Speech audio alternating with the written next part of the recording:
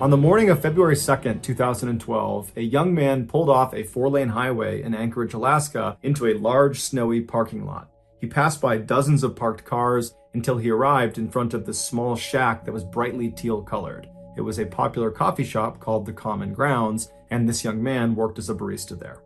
After he parked his car, he walked up to the white door employee entrance to this little building, and he got his key out and he went to unlock the door, but when he turned the key, he saw the door was already unlocked. He knew the girl who had worked the previous night and would have been responsible for locking the shop up. She was 18-year-old Samantha Koenig, and although she had only been on the job for about a month, she seemed very responsible and had never had any issues closing up before. The young man shrugged it off though. He figured people make mistakes, and he went inside. Right away, he noticed that a couple of things just seemed out of place. It was like Samantha must have just left in the middle of her shift without even attempting to clean up. There were napkins on the ground, there were towels out, there were cups still out. And so as this young man is walking over to the cash register to unlock it, he's running through scenarios in his head about how Samantha could have been so sloppy. And then he reached down with his register key, and just like the door, the cash register was already unlocked. When he pulled the tray out, all the money was gone, and that's when he knew they had been robbed. And so he called his boss.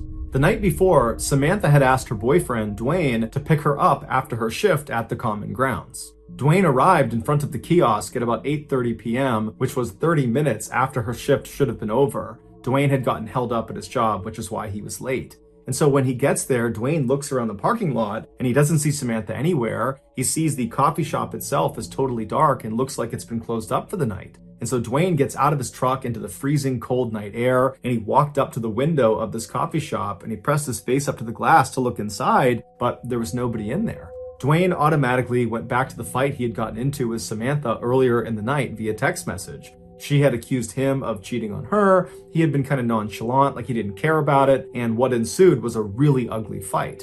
And so as Dwayne is walking back to his truck, he's thinking to himself, maybe Samantha just didn't want to see him because of the fight, and so at the end of her shift, she got a ride home from her father or maybe from a friend, and that's why she's not here. And so Dwayne gets back inside of his truck and he sends a text message to Samantha asking if she's okay, if she's gotten home, but after several minutes of no response from her, Dwayne, even though they were fighting, he still cares an awful lot about his girlfriend. He decides, I gotta go by her house and make sure she's there and that she's okay. And so a couple minutes later, he gets to her house, he goes up to the door, and her single father, James, answers the door. Dwayne explains that he didn't see Samantha after her shift and just wanted to make sure she was here, but James says, she's not here. I have no idea where she is. I haven't spoken to her. And so the two men go into James's kitchen, they sit down, and they start texting and calling Samantha to try to figure out where she is. And after a couple of minutes, Dwayne's phone lights up and it's a text message from Samantha.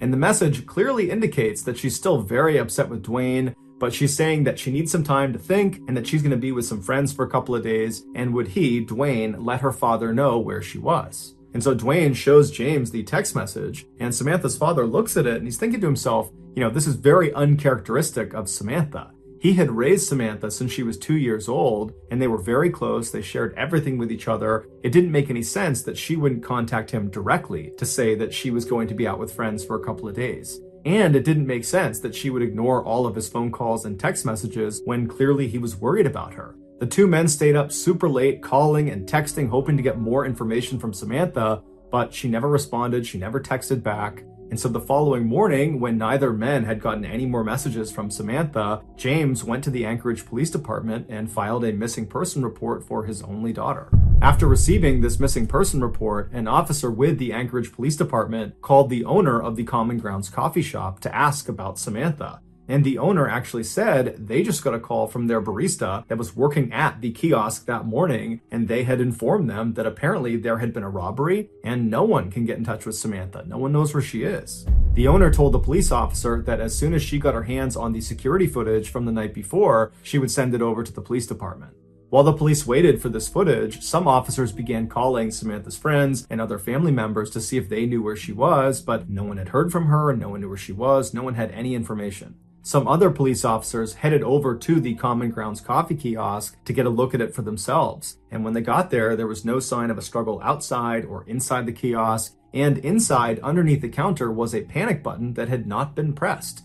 And so even though Samantha's father thought there was something odd about her final text message, the police began operating under the theory that Samantha had robbed the kiosk and then left of her own accord. But what confounded police was how Samantha actually physically got away from the coffee shop. She didn't have a car that night, and she couldn't have just walked away because the weather was way too miserable and cold outside, and Anchorage is just not really a walkable city.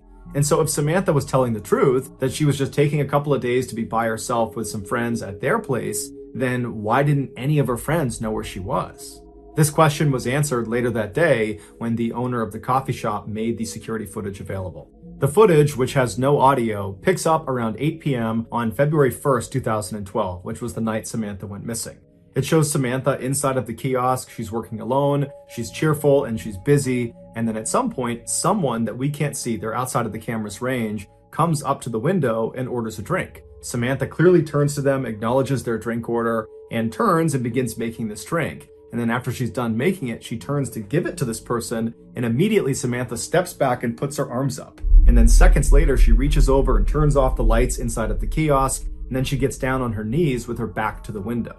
She stays in that position, not talking, not moving, for about a minute before she slowly stands up and walks down the kiosk towards the cash register. She opens it up, she scoops some money out of it, then she walks back to the window and appears to hand it to a shadowy figure on the other side of the window, and then Samantha turns, kneels again with her back to the window. 2 more minutes go by before this person outside the window leans their entire upper body inside of the coffee shop. They reach down and they appear to tie Samantha's hands. Now, because it was dark inside of the kiosk, the footage winds up being extremely grainy, and there's no way to identify who this figure is. Although it's fairly obvious that it's a male. He's wearing a big sweatshirt and he's got a hat pulled down low over his face. After this mystery man is done tying Samantha's hands, he leaps through the window and then shuts the window behind him. And then he stands Samantha up, he puts a gun into her back, then he marches her out the employee door and then out across the lot, all the way to a white pickup truck where he puts her inside and they drive off. Over the next couple of days, the police and also the FBI, who had been called in to be a part of this investigation, they just kept hitting dead end after dead end because there was no evidence. All they had was this surveillance footage that was too grainy to tell who this guy was that took Samantha. Meanwhile, Samantha's father, James, had rallied the support of nearly all 300,000 people that lived in Anchorage to go out and look for his daughter. His efforts were so profound, it had attracted major news outlets across the country, and suddenly his daughter's story had grabbed national headlines everywhere. This led to strangers donating thousands of dollars to fund a reward for anybody that had information about Samantha's whereabouts. But despite this reward growing in size every single day, and the national news media becoming increasingly more interested in this case, no one came forward with useful information that led to developments in this case, and Samantha never got in touch with Dwayne or her father. Then on February 24th, so 3 weeks after Samantha's gone missing and no one's heard from her, Dwayne got a text message from Samantha's phone, and it was directing him to a particular sign inside of a nearby public park. And so Dwayne and James read this text, they shared it with the police department, and then they raced to this park and actually beat the police there by about 15 minutes.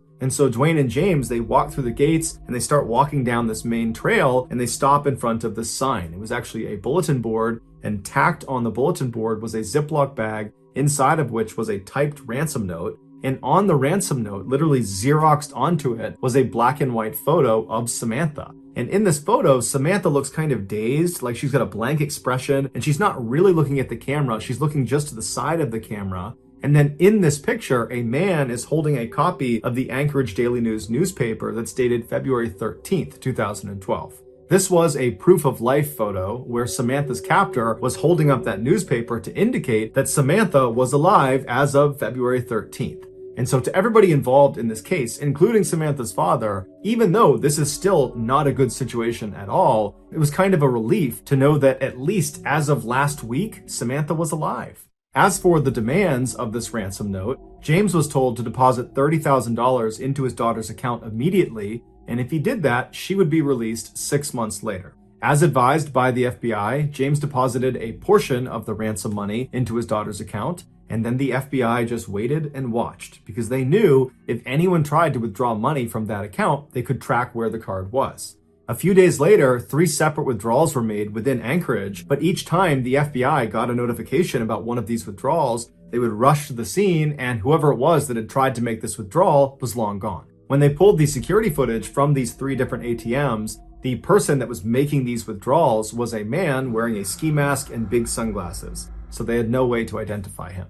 After these withdrawals, the account went silent for over a week, and in that time, there was no word from Samantha. Then on March 7th, more withdrawals were made, but they were in Arizona, and then New Mexico, and then in Texas. Again, authorities would rush to these ATMs, but they would get there right after the masked man with sunglasses had just left. But there was a break this time. In one of these surveillance videos from one of the Texas ATMs, they spotted the car this guy was getting into before he left. And it was a small sedan, it was a white Ford Focus, and they saw him leave going east on a Texas highway. And so authorities in Texas were told to look out for this particular car in this part of Texas. And sure enough, on March 13th, a Texas patrolman spotted the car sitting in a hotel parking lot. He waited nearby until a man in his 30s walked out of one of the hotel rooms, walked down, and got inside the car. And then this patrolman just kind of followed him and looked for any reason to pull him over. And as he had his radar gun on this guy, he noticed he was going 2 miles per hour above the speed limit, and so he pulled him over. The patrolman got out, he walked up to the driver's side window. The window was already down, the man was very calm. The patrolman asked him for his license, and the guy handed him an Alaskan license. His name was Israel Keys, he was 34 years old, and he lived in Anchorage. The patrolman knew this was the guy. He called in backup, and before long they were searching Keys' car, and in the trunk they found a ski mask along with other clothes that matched the description of the guy who was making withdrawals from these different ATMs. They also found a gun, as well as Samantha's cell phone and debit card. After Keys was arrested and was brought into custody, he denied having any involvement with Samantha's disappearance. But after being presented with the overwhelming evidence that suggested otherwise, he caved and said yes, he would tell them the full story of what happened to Samantha, but they had to get him an Americano coffee, a peanut butter Snickers, and a cigar. Once he had said items, he began to speak.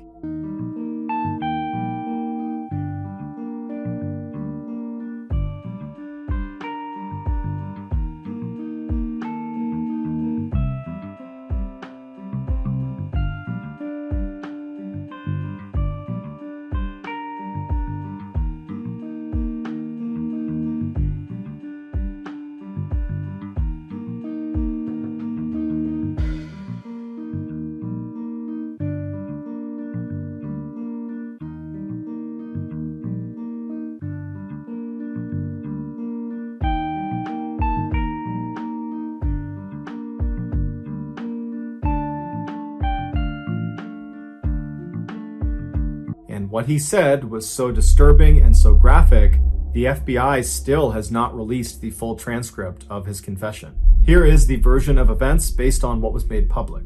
On February 1st, 2012, Keys decided he was going to rob the Common Grounds coffee kiosk. He walked up to the window expecting there to be some teenager working inside, and he was right. It was Samantha. He asked her for an Americano, and while she turned to make his drink, suddenly his plan changed. Not only was he going to steal money from inside of this coffee shop, he decided he was going to steal Samantha from this coffee shop. When she turned back with his drink and handed it to him, he discreetly pulled his gun out and aimed it at her and told her this was a robbery.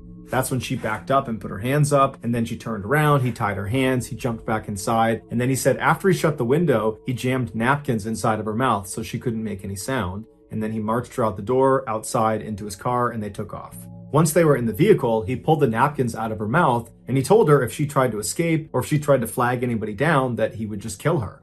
And so he said she was very obedient, she was obviously very scared, but she was trying to do her best to stay composed. At some point, Keys reached over and took her phone and sent that text message to her boyfriend informing him that she was going to be spending a couple of days with friends and that he should tell her father. And then Keys told Samantha he was going to be holding her hostage and trying to extract some ransom money. Samantha told Keys that her family was very poor and that he wouldn't get much money out of them. To which Keys said, "Don't worry about it, I know they'll raise money and they'll come up with it somehow." Then they drove around Anchorage for several hours, periodically stopping so Samantha could get out and relieve herself, other times so Keys could smoke a cigar. Then around midnight, Keys made his way back to his house and he pulled into the driveway and he turned to Samantha and he had her go in the back seat and lie down. Then he put some tarps over her and he told her if she tried to escape, he would kill her. And then Keys got out and he walked inside of his house where his 10-year-old daughter and his girlfriend were fast asleep.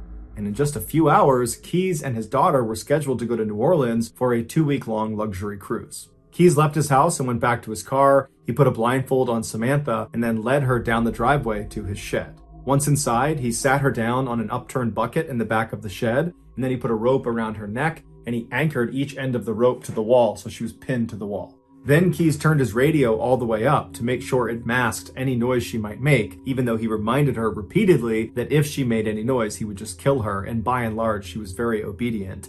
And then he gave her a couple of cigarettes to smoke and told her it was going to be just fine, to just chill out, that he was going to get the ransom money from their family, and then as soon as that was done, he would let her go. He turned on some space heaters to keep the space warm, and then he left and locked the door.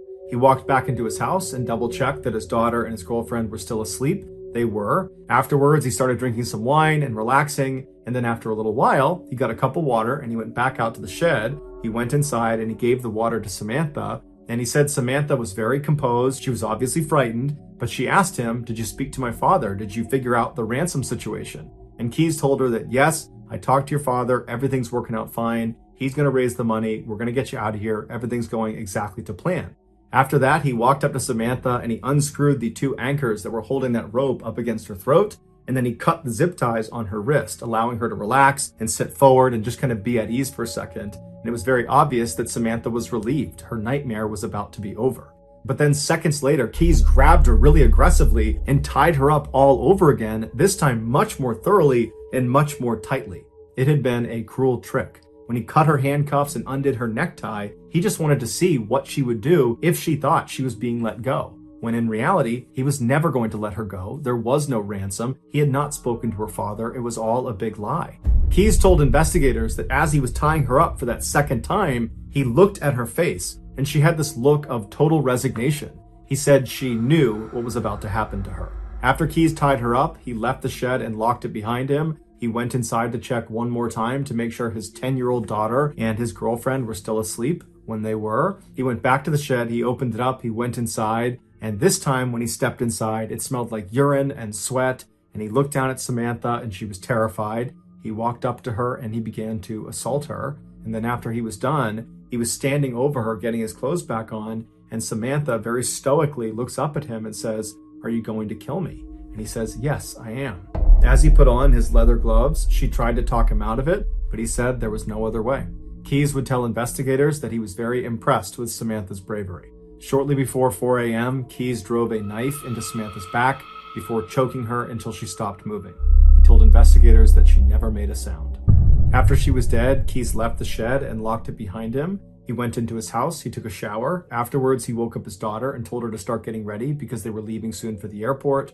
While his daughter was getting ready, Keyes went back out to the shed, he went inside, he rolled Samantha's body up in a tarp and pushed her towards the back. He unplugged the space heaters, turned off the lights, turned off the music, and then double-locked the shed and went back inside the house to make his daughter breakfast. At 5 a.m., a cab showed up at the house, and Keyes and his daughter hopped inside, and they made their way to the airport and then on to New Orleans, where they went on their 2-week-long vacation. After they got back, Keyes went inside of his shed, he unrolled Samantha from her tarp, and by his account, she still looked fairly lively, and so he dressed her in some new clothes, he put lots of makeup on her face, he braided her hair, and then he stitched her eyelids open so it gave the impression she was alive and alert. And then he held up a copy of the Anchorage Daily News next to her and then took several photos, creating that proof of life photo for the ransom note. If you want to see this photo, you can Google it, but that's up to you. After he took these pictures, he chopped her body up into pieces and then disposed of her in a nearby frozen lake. It would turn out Samantha was not Israel Keyes' first victim. He was in fact a serial killer who specifically preyed on completely random people because he enjoyed watching them die. Over the years, he had hid what he called kill kits all over the United States, which were these caches filled with weapons and other tools designed to capture and kill people. This way, no matter where he was in the country, when he had an urge to go kill someone, he would just go to his nearest kill kit, dig it up, and then go target a random stranger. And he didn't care if you were young, old, big, small, male, female, alone, or in a group. Everyone was a target of opportunity. Keyes told investigators that as soon as he saw Samantha inside of that coffee kiosk, instantly he knew he was going to kill her. Everything about the ransom, the robbery, all of it was just a lie to keep her in line, to give her some hope that she might get out of this alive. When in reality, the second she walked outside of the doors of that kiosk, she was dead. Keyes admitted to killing Samantha as well as an older couple up in Vermont, but he would take his own life in a jail cell in December of 2012 before he named any of his other victims. And so to this day, we have no idea how many people he killed. The best guess is 11 based on a drawing he made in his jail cell, but that's just a guess.